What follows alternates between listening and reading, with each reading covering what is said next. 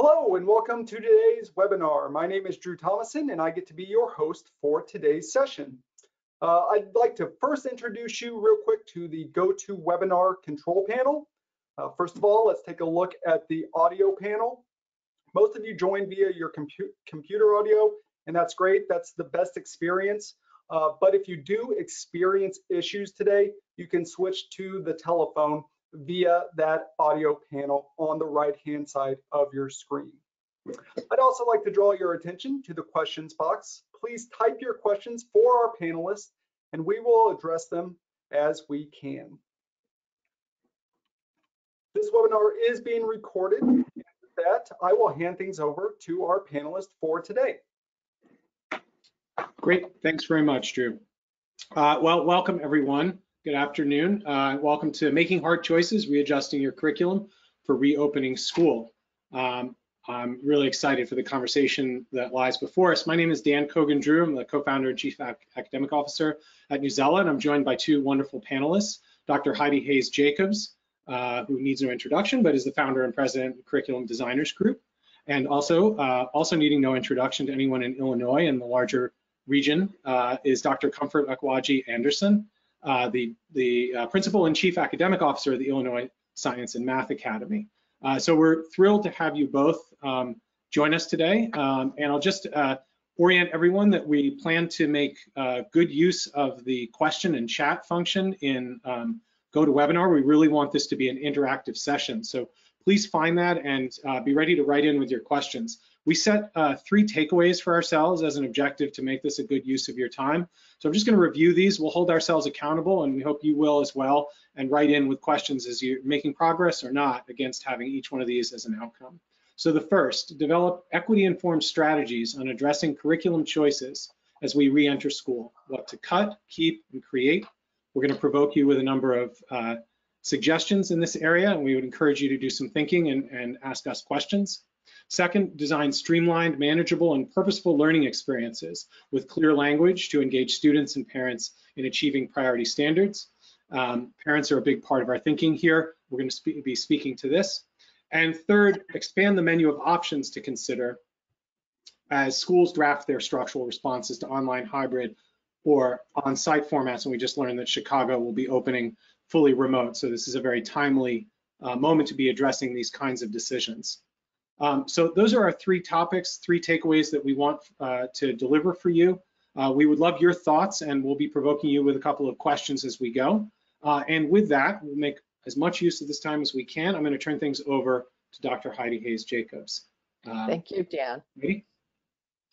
Let me start with this chart and use it as a way to organize some comments and thinking about what Dan has invited us to consider. As an adult who's experienced a lot in my life, I must say I can't think of anything quite like this experience. And as an educator, it's a tough one to wrap my head around, let alone when I think of an 8-year-old child or a graduating senior. This is really an extraordinary time, and it's requiring us to make some really important choices. And when we think about curriculum, which in Latin means a path to run in small steps, a course to run, that's why we call them courses. Right now, we have to be particularly on our game in making astute choices.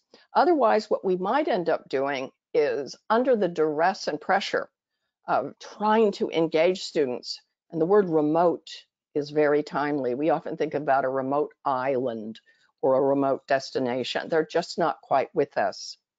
We need to think about ways to engage them, and we have to make choices about what is essential versus what is not essential. So to start with, my colleague Allison Zamuda and I have done a 4-part series, a series of blog posts on these questions, and I'd like to begin by asking you to consider the decision-making process that goes on in our schools, because if we don't do that, we might under duress start cherry picking, keeping them busy, giving them lots to do. And that doesn't create a pathway. It creates something that can be at its worst scattershot, at its best a kind of patchwork. And I don't think we want to do that. So to begin with, I'm going to start by asking you to consider the baseline for your school district. or for your individual school if you're an independent school. And that question really would be, what's our North Star? We want future forward learning goals. That's where pedagogy comes into play, our belief in who the learner is, what the mission is, can we operationalize it? We want it informed by global challenges, our local context, the values that are held dear in our school and school communities, families, and our personal views, and also the practical reality of what are the most critical standards, because we can't do everything right now. We're going to have to determine and do some sorting. And that leads us to inform curriculum and instructional choices that would be perhaps on the grade level or departmentally or in vertical teams. And there'll be 4 questions we're going to ask. What do we cut out? What do we cut back on? What do we consolidate? What do we create? Down to the individual teacher level. And you as teachers, those of you listening, you know, you're on the front line. You're the essential worker for that kid that you're working with. And you're making choices that also need to be informed all the way through the system, whether it's within subjects, it's interdisciplinary, or it's based on initial phenomena that's emerging. Dan? Next slide. So the source for those learning goals, and something we're going to get into a little bit later, and Comfort will be sharing with you how they're doing it at IMSA. That's really a great case study on how you can proceed with this, is to take some of your existing goals, but elevate them and take a second look, whether they're your portrait of a graduate or transfer goals you might have done in a UBD process, or perhaps you're an IB school and you're using your approaches to learning. The truth is you have material to draw from, but we have to decide in a consolidated way what are our actual drivers, so that when I am laying out the curriculum, I match what I'm doing in relationship to those, and others must be pushed more to the side. Next, please.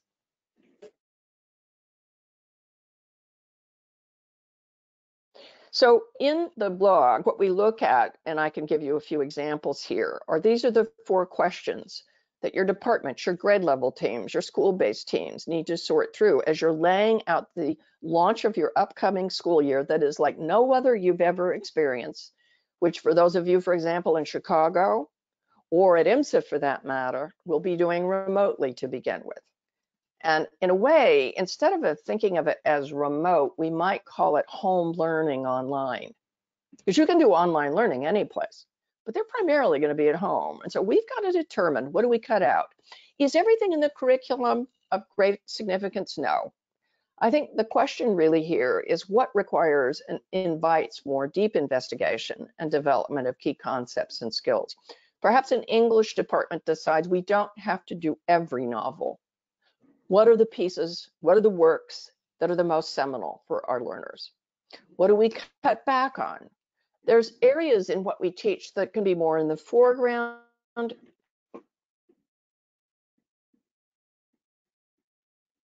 Background. A lot of the foundational work, however you go about phonemic awareness. And we lost your audio just a little bit. Can you repeat your last statement? Sure. Is that better? Can you hear me? Yeah. Okay. The other question here is, if we're looking at what we cut back on, what I was suggesting is, if I were a primary grade teacher, I know that I have to have in the foreground my students' ability to phonemically decode. I want to make them aware of their senses, the 5 senses that we're studying. But in the background, there may be some of the lessons and the activities that were not necessarily so significant in helping them achieve that, so that if I work with them in an online environment, those might be in the background. What's in the foreground? What matters most? What do we consolidate? In many ways, especially true in middle and high school, we can have so many demands on students in 1 week because there isn't coordination that they feel absolutely paralyzed. They are bombarded.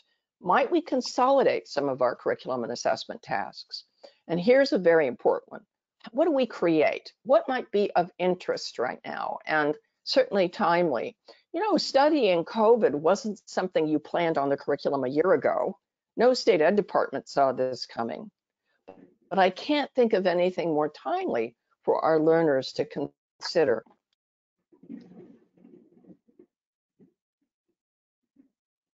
Oh, Heidi's audio, your audio broke up just for a moment there, Heidi. I'll just interject before you begin again that I'm asking questions in the chat channel. So if you're listening along as Heidi's speaking, please feel free to respond to any of these as well as questions you'd like to put to our panel. Heidi, could you just repeat the last sentence maybe?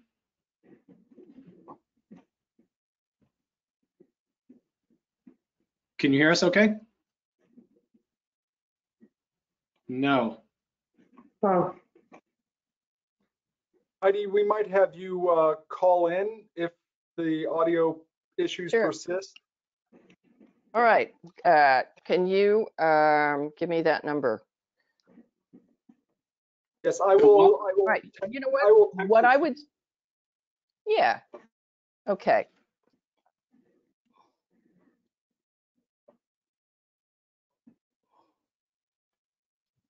Heidi, if you're working on dialing in, I'm going to just put to our audience, we'd love to gather Can questions. you hear me from you. now? Yes. Can you hear me now? Yes. You can hear me. Okay, Yes. great. Let's keep on going. Let's move to the next slide. I think we lost something. In the meantime, I'll be ready with a backup if this happens again.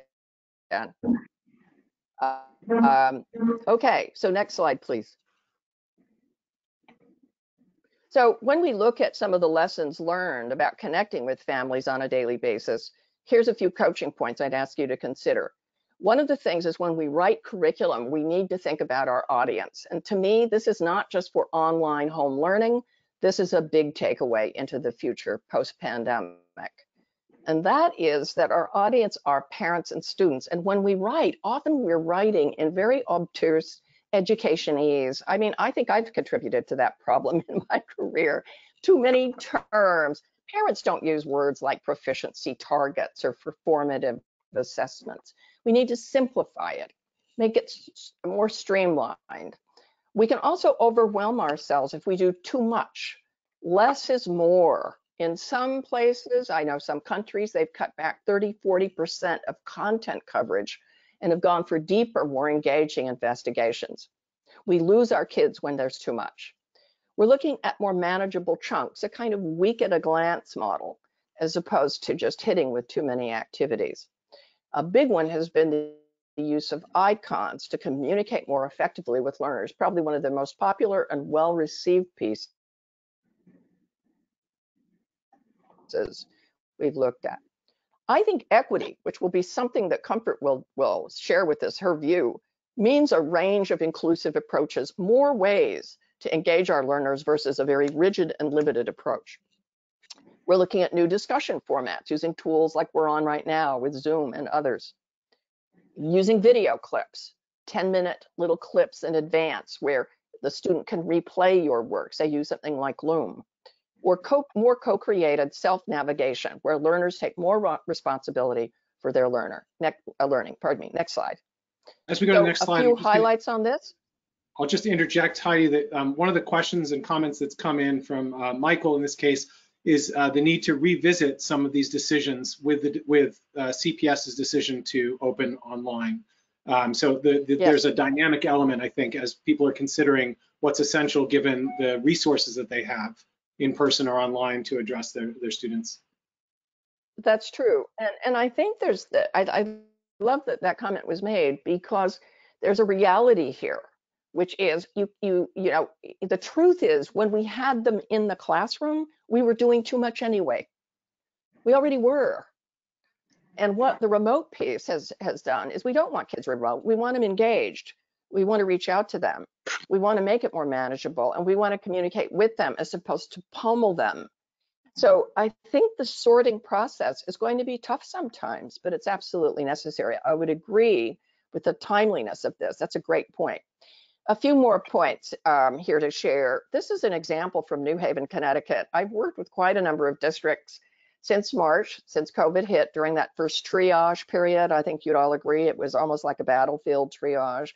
And what we looked at was streamlining the language. That right now, if students get lesson plans and activities and tasks in 10 different styles, they are spending a lot of time just sorting out what they're supposed to be doing. Instead, we're looking for simplified, what we're going to eventually call learning sets. language where maybe there's 3 very engaging terms that are used. In this case, in New Haven, we chose engage, demonstrate, share, and then a common essential question for the week. And then for each of the actions, there was a corresponding icon. This works. It's really been terrific. Can you show the next slide, Dan? And so what's happened is icons are being used in many of the districts I've been working with, and we're seeing this emerge around the country where icons communicate very quickly, not only to the parent and the child what the activity is, but what it shows you is if you're tilting towards one type all the time, maybe you need to loosen it up. So if all I had was read, quiz, I think what I'm looking at is a coverage model versus an uncoverage model. Next, please. So this is from Humble, Texas, one of my very favorite districts in the country. They are an amazing district, the greater Houston area. They took this idea of the manageable chunks, and they took this idea that I showed them from New Haven. They've come up with what they call learning sets. So all teachers have learning sets. They could go 2 days, 3 days. You'll see there's an essential question. They have their standards or outcomes, and then there's a launch or a hook.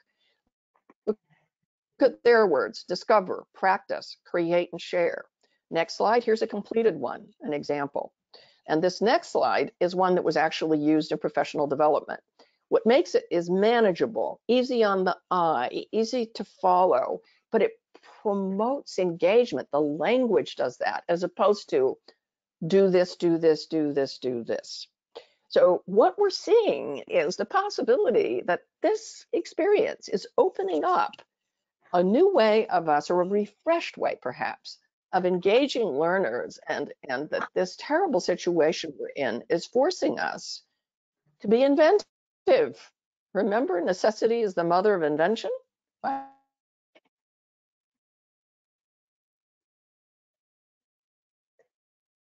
I think that's really happening. Next slide, please. So as we continue on,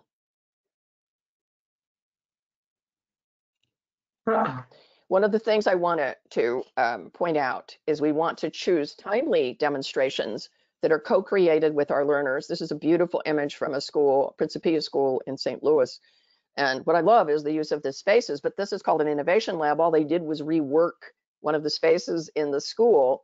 But the idea was, if you want your students to be engaged, and I would ask you where are the teachers, they're not in each of these lab centers, but the students are very involved. Part of it is it's timely. They're using timely tools. This is where Nucella comes to mind so much for me. The next slide is probably one of the most popular slides I have whenever I show it. And that is then, that means when you're looking at what you're asking your students to do, and assessments are demonstrations of learning, they're evidence. Let's make them more modern. Instead of having students always do a poster, perhaps it's a podcast. Instead of students doing a report on an environmental area, they do a grant proposal, or they run a global lit trip with students in another country on a novel, or your students in first grade use Storybird. The point here is students are engaged when it's relevant and it's modern. And I think that's a very critical piece. So I think we're getting towards a section that is a little bit different here. If we could, Dan, yeah. So when I prepared for today, and I worked with the Illinois Principals Association, and I'm really honored to have been invited to be part of this, they particularly wanted me to finish up with this point. What we've done so far is sort of coaching points about making choices about curriculum and the way we prepare and engage our learners. But right now you're dealing with a structural question. You're looking at how you're going to prepare. And in considering this, much of the work I've done over the last 10, 15 years is on looking at learning environments. And there's 4 structures you're going to have to make decisions about. What worries me is we're only looking at one at a time as opposed to all 4 together. Certainly you're looking at how you'll use time. Certainly you're looking at how you're going to group your learners, how you're going to use learning spaces, both virtual and physical spaces, and personnel configurations. When I work with schools, if you could go to the next slide, my colleague, Marie Alcock, and I, in our most recent book called Bold Moves for Schools, we took these 4 structures and we walked through what they'd look like in very different environments. One where it's antiquated, old style decisions about space, time, grouping, and personnel. And unfortunately, a very large majority of schools in this country run in an 1890s fashion, but expect 21st century learners to thrive. So what we've been looking at is how to change that environment into more either classical, what we keep, or contemporary. So here's where we are right now. This was developed pre-pandemic. Let's look at the next slide. What we've developed and what Dan and Nucella will share with you are program options for you to consider those 4 structures: your schedule, how you're going to group your kids, how you'll group the adults, how you'll use learning spaces for 3 contingencies plans, whether it's online, hybrid, or on-site. And I was particularly asked by IPA to share these with you. So I want to make sure you get a sense of that. There'll also be some blog posts that accompany this that I hope will be of value. So this one is for IPA, and I'm very delighted that you wanted to share that. So Dan, when we finish up, we provide also a planning tool where you could go through and look at prototypes for each of these so that you're ready. I know you're starting online. Eventually, you'll very likely be going to hybrid. You may eventually end up on site, perhaps and hopefully sooner than we think, especially with a vaccine. But we need to be prepared. We don't know yet. So with this in mind, in particular, I'm really happy to share the stage now with Comfort and her amazing faculty and the remarkable IMSA student population to shed light on how they've been making curriculum choices. Thank you. Yep. Okay. Thank you, Heidi. So basically, everything that Heidi has talked about, we are attempting to implement that at IMSA. And so in the spirit of all of the things that she said, we organized our work around our mission, which is equity. So this is a little bit of an introduction. Most of you, I mean, you're from Illinois, so you know about IMSA. So let's just go to the next slide, Dan. So here's our mission. Very short, concise. I bolded some of the words that we actually focused on. And so, like I said, we decided to focus on our mission and look at it through a lens of equity. Next slide, please. So we took a systemic approach across the academy. And so I'll share the details of the equity policy. And then one of the things that we did, which Heidi talked about, elevating existing goals. We revised what we call our SSLs, Standards of Significant Learning. I'll go into that a little bit. Next slide, please, Dan. So this is our equity policy. And so I'll just give you a quick minute to look at it. We're very intentional about this policy right here. Equity and excellence policy is comprehensive. All right.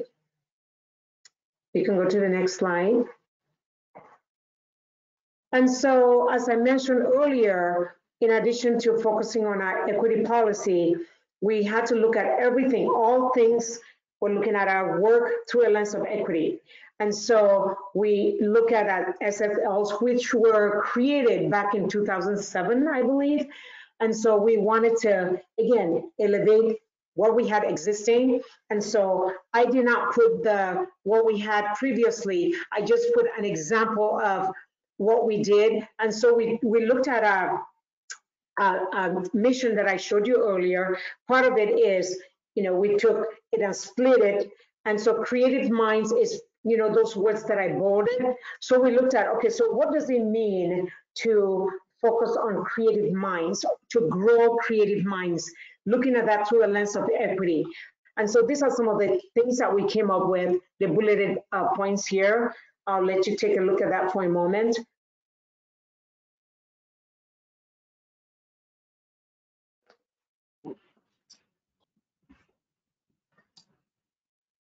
And so as you can see, these are complex, these are loaded. And so this is just one aspect of it.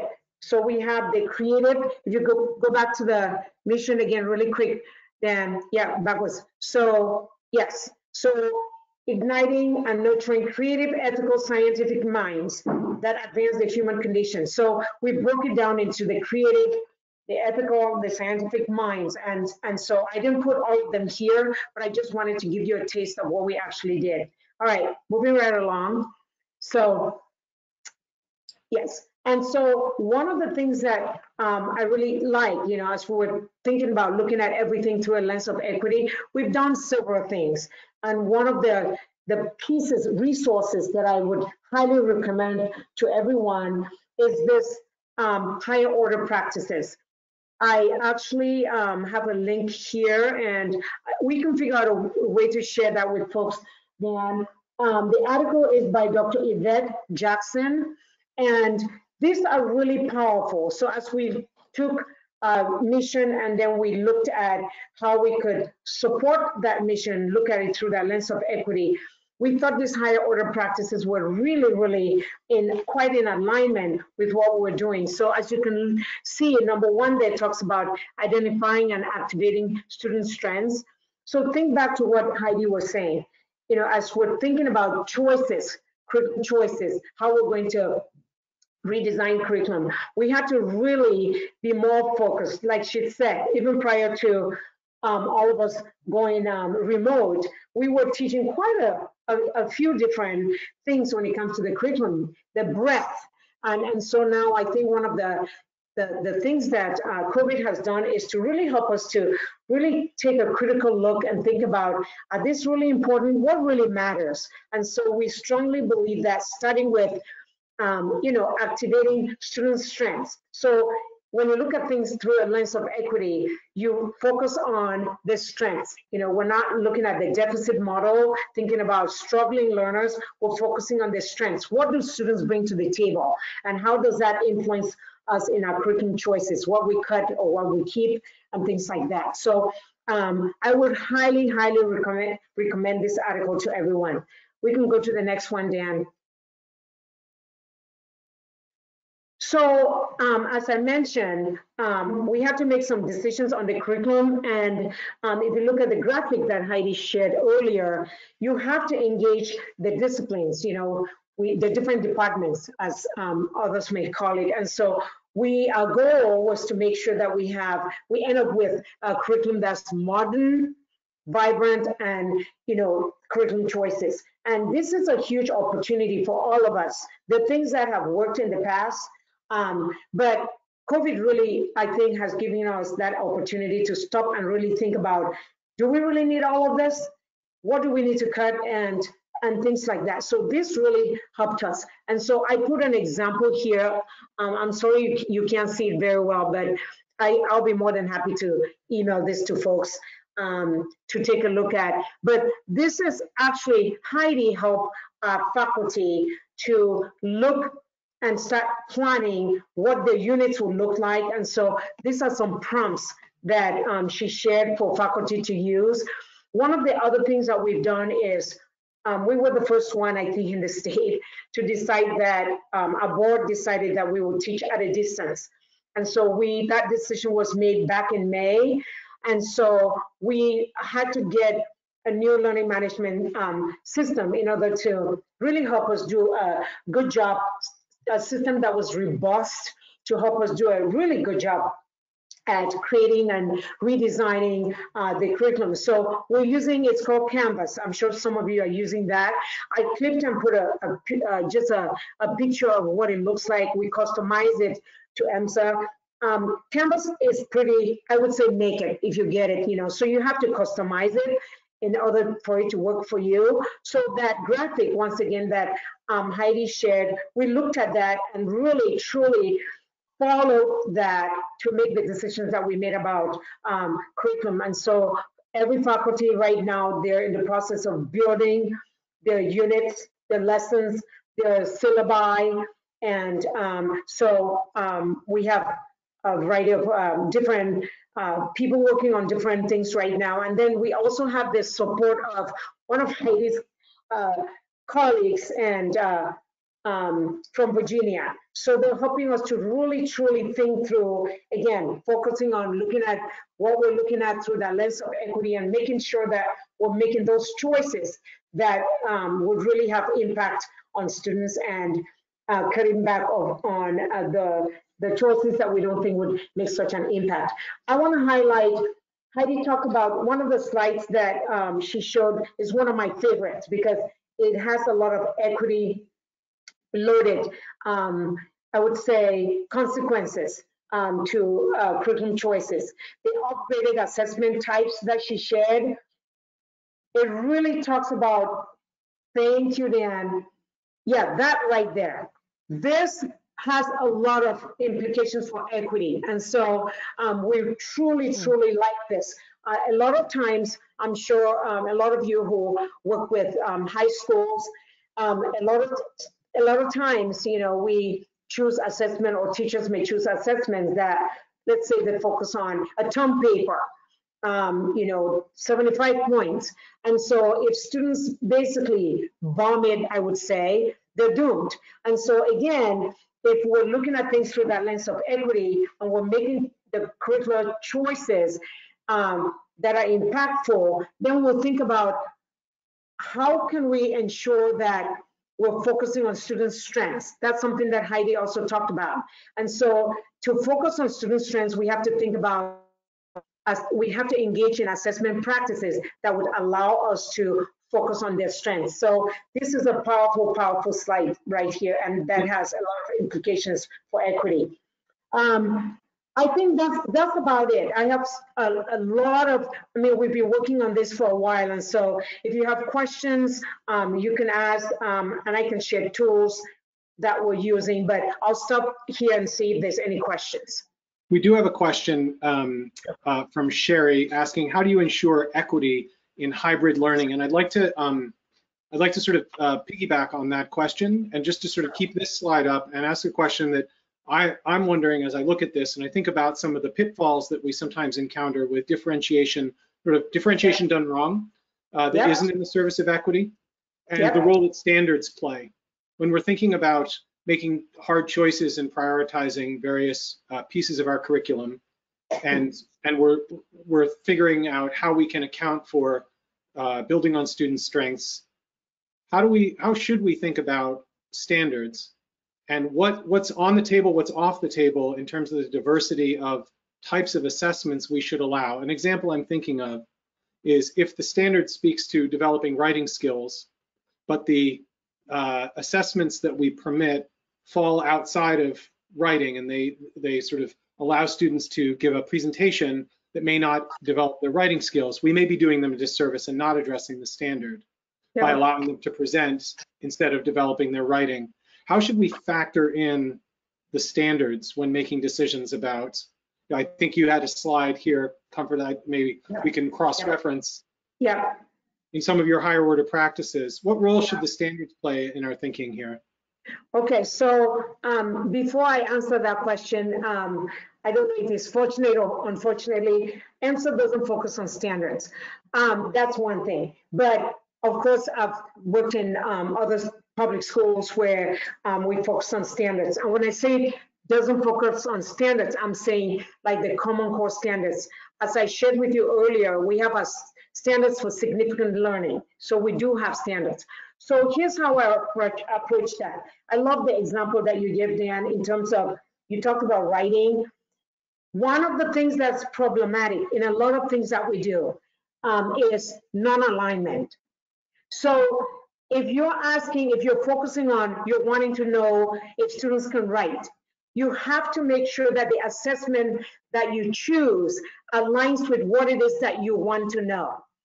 If you're trying to look at how much students can write or their ability to write, and then you give them something else, you're not going to be able to know if they can write. And that happens a lot. It happens a lot with even, we collect data for one reason and then we try to use it for something else. In fact, what we end up doing is we end up creating inequities. And our goal typically is we want to differentiate, but we end up creating inequities. The other thing that I want to mention, Dan, is that we need to really think about, when we talk about equity, are you just thinking, okay, I'm very straightforward, so I'm just gonna say this. I'm a Black woman, and a lot of times when I talk about equity, people immediately think about the color of my skin. I'm working with teachers and we're focusing on looking at our work through the lens of equity. That means we are looking at curriculum redesign. That's how Heidi and I started working together. We're looking at instructional strategies, practices and processes utilized in the classroom. We're talking about assessment, just like what we're discussing right now. So equity has to do with a lot of different things, not just about Black and white. So that's another, that's something that factors into answering that question. So we have to be very intentional and ensure that we're aligning what do we want to know, how are we going to know it. If those two things don't align, we're creating inequities and misalignment in the curriculum and instruction and assessment. Yeah. Thank you. Yes, I think that's a very important point, right? Is that we have to be, you use the point of collecting data and using it for a different purpose.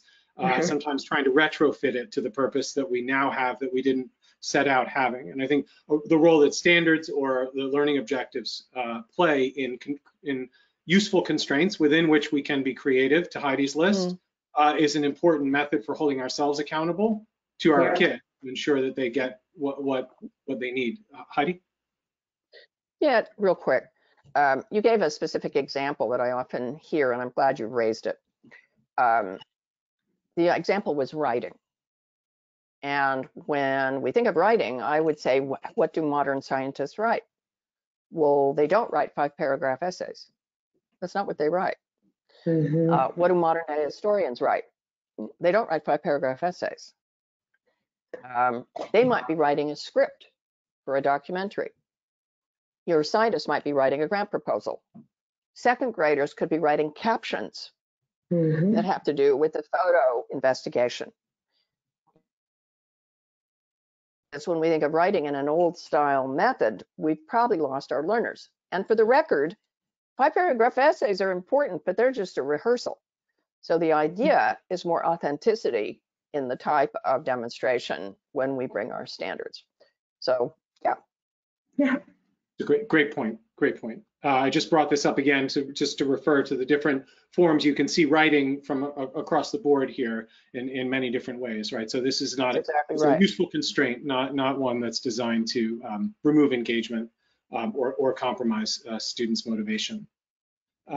So I wanted to just say a couple of words about like the role of instruction and how we're thinking about positioning ourselves relative to the work that Heidi and Comfort have just described, because this is a moment where we see some pretty important shifts, and some of these shifts we'd really like to see take root. Some we worry may be a one-time event. So one of the ways that we sort of think about the jobs to be done in teaching and learning is to first think about the teacher's role. The jobs that the teacher has that are hers exclusively. There really is no one else in the world who has this job, is responsible for these things. If she is distracted by doing work that falls outside these core responsibilities, she runs the risk of burning out, of not being able to do the work sustainably and maintain her level of engagement with the work and with her students throughout the year. And we think this is paramount. So what we want to try to do, not being classroom teachers, is carry as much of the weight that lives outside these jobs to be done and set her up for success in every way that we can. So just to review briefly how we see the jobs to be done, the instructional job and the work that the teacher is doing. So there's sort of this cycle that the teacher engages in a sort of a primitive mode. You're preparing instruction, you're delivering it, and you're following up. But we know that it's much more than that. It has to be much more than that in this, especially in these circumstances. So we often talk about SEL, and really this is a sort of trauma-informed practice. We think of the work of Turnaround for Children, Dr. Pam Cantor, and these 3 R's that she talks about, the routines, relationships, routines, and resilience. And that this is the sort of the core function of developing meaningful relationships and sustaining them over time on an individual basis and as a group with all of your students. This takes time, this takes effort, this requires calls home, visits from the curb, however you can land, sea, or air, reach your kids. And that takes time and energy.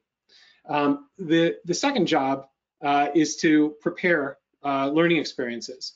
And this has many different forms, and this isn't an exclusive list, but the point here is that there's a lot to be done.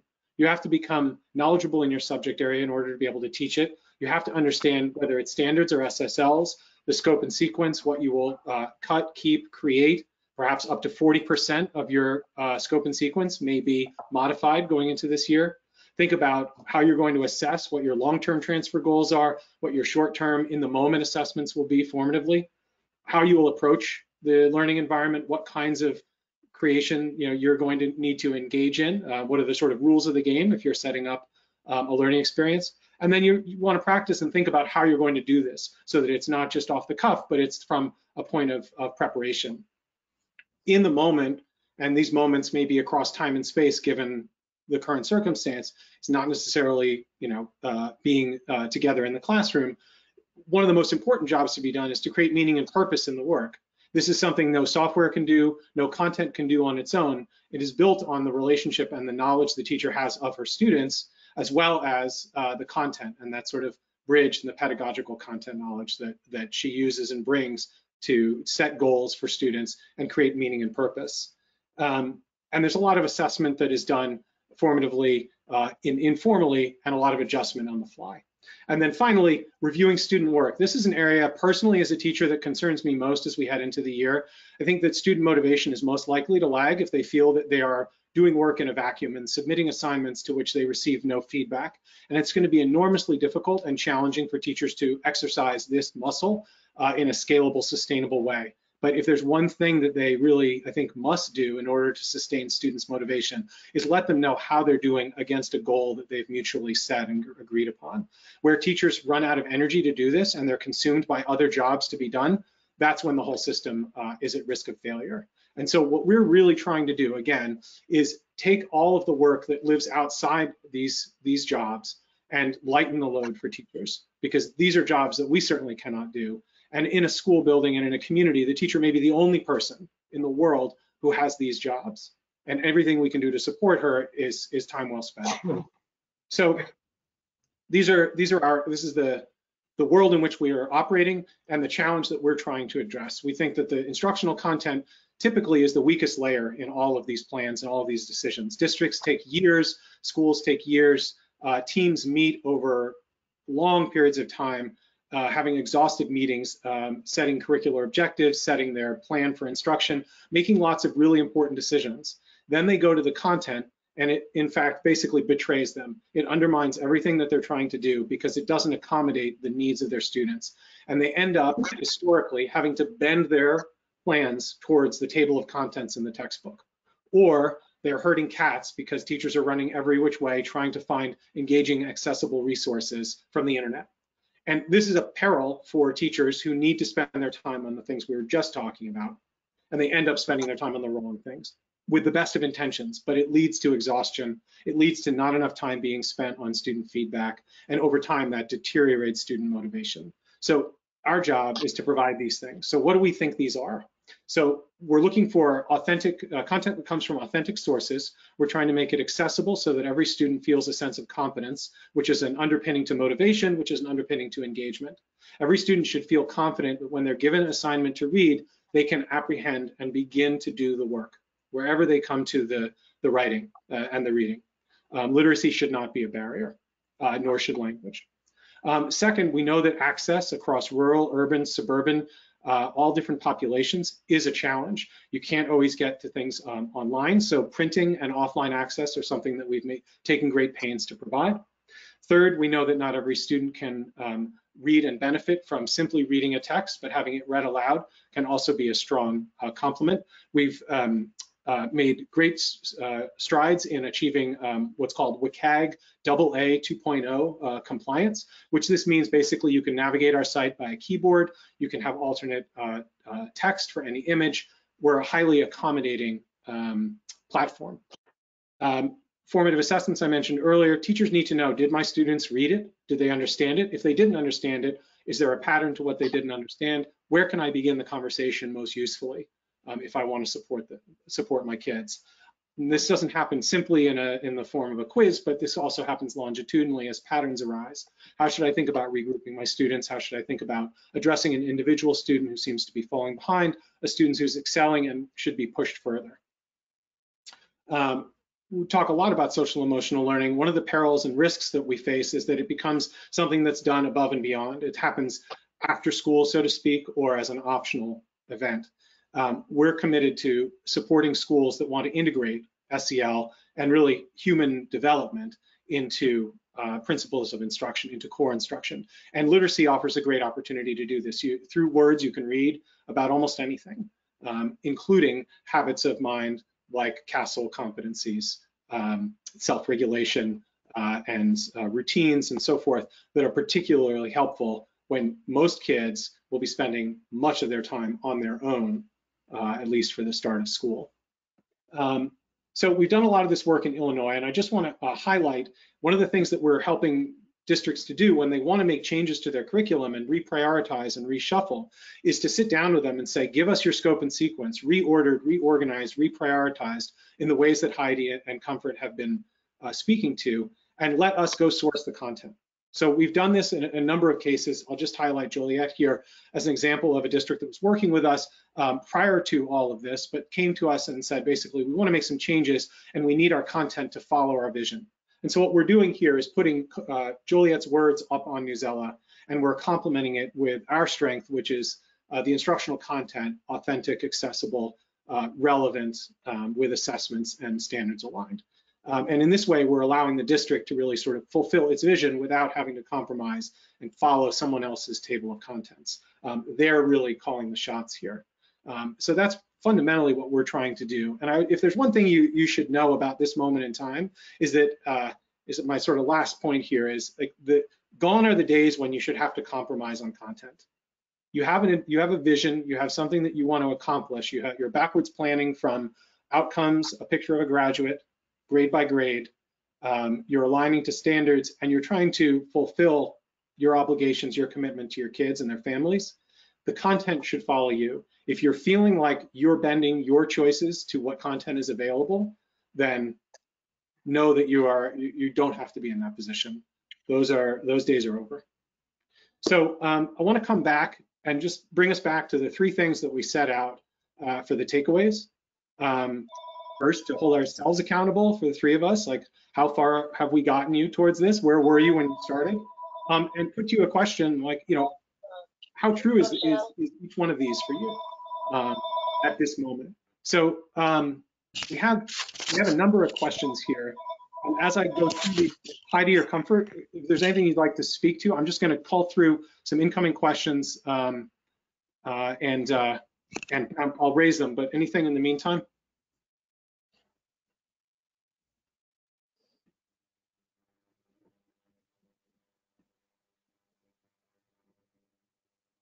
So there's Go ahead. There's a comment here from Harold talking about critical thinking and free expression is often difficult due to shaming. And I think this is a point around sort of touches on differentiation, but also equity. And I think it's the making our learning accessible to all students without fear of shaming, without fear of being excluded or not being a part of the conversation. Comfort, you think a lot about this and you were speaking about it. Do you want to add any? Absolutely. I'm so glad that he made that comment, because one of the reasons that, and we're seeing it more and more now that we're teaching at a distance, you may realize, at least in our experience, that students don't turn on their video. And a lot of times it may have something to do with how they've been made to feel. And so that's one of the reasons why, again, I said earlier, I was talking about a definition of equity.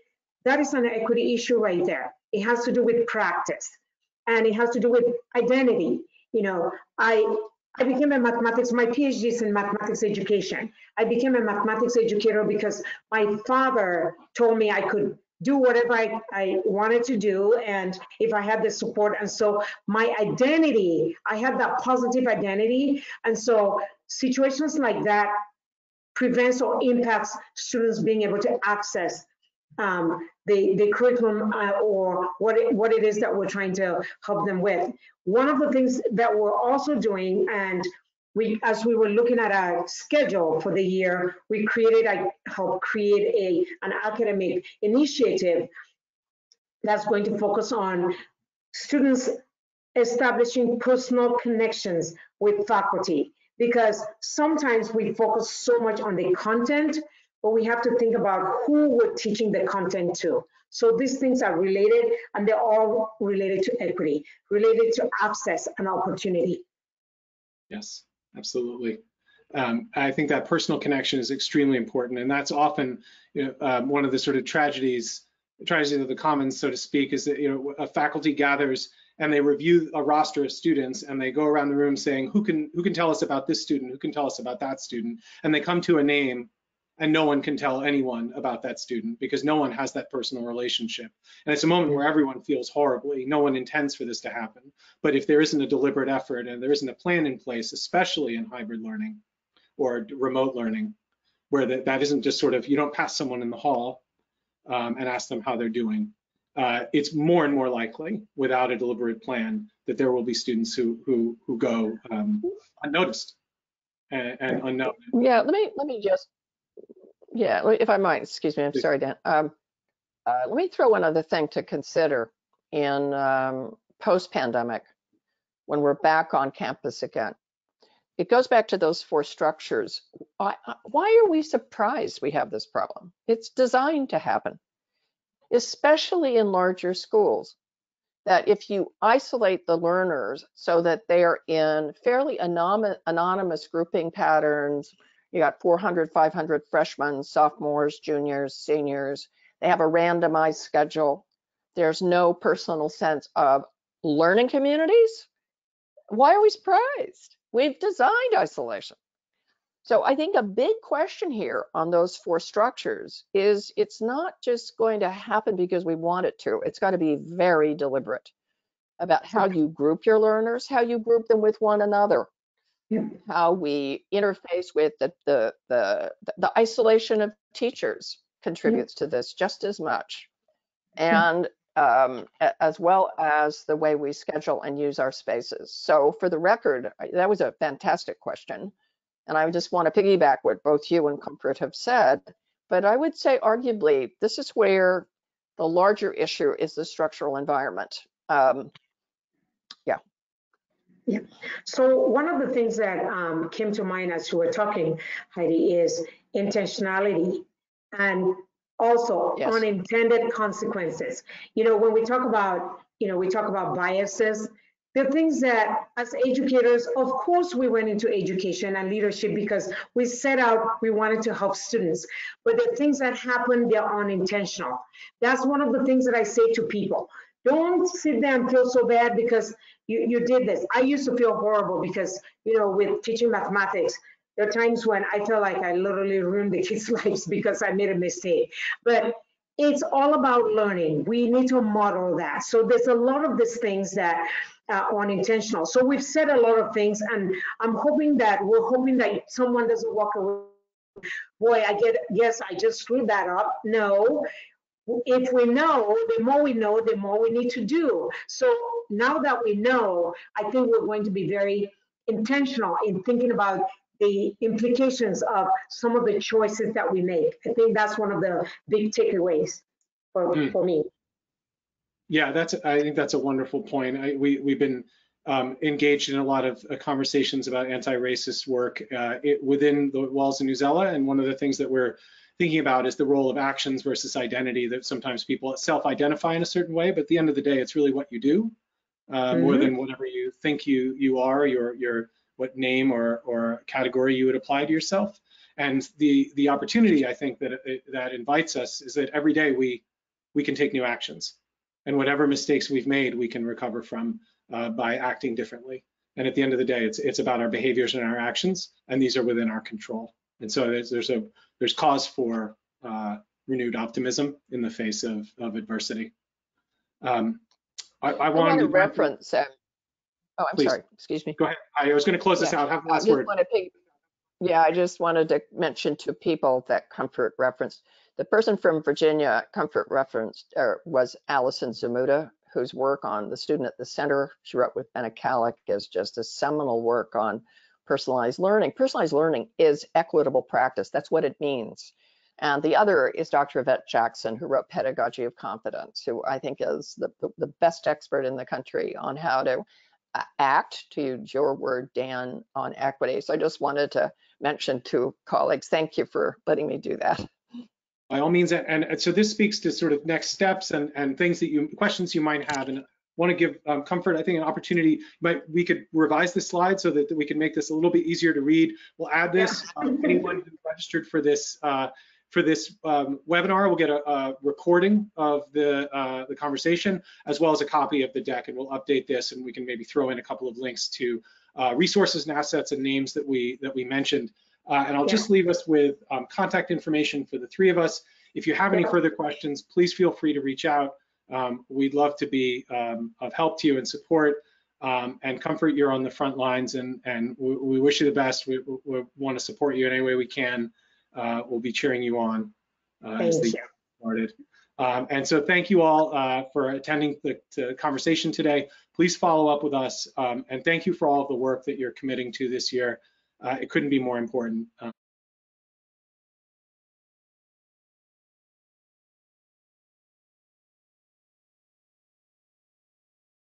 All the best, everyone. Have a good day.